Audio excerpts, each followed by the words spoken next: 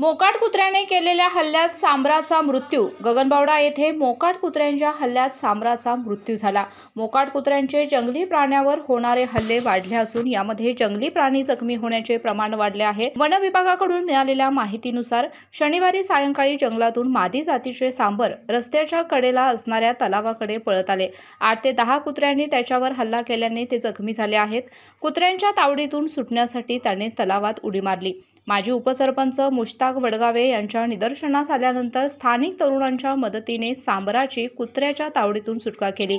यावेळी वन कर्मचाऱ्यांनी घटनास्थळी धाव घेत जखमी सांबराला तलावातून बाहेर काढण्याचा प्रयत्न केला, परंतु घाबरल्याने व मोकाट कुत्र्यांनी केलेल्या प्राणघातक हल्ल्यामुळे तलावातच उपचारापूर्वी त्याचा मृत्यू झाला. तसेच कोल्हापूर व इचलकरंजीतून मोकाट कुत्री आणून करूळ अथवा भुईबावडा घाटात सोडली जातात.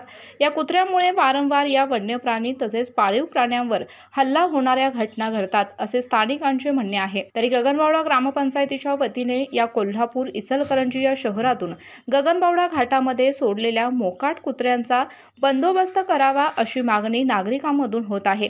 केके न्यूज साठी गगनबावडा प्रतिनिधी योगेश कांबळे. आला श्रावण श्रावण दारी हिरवाईचं तोरण.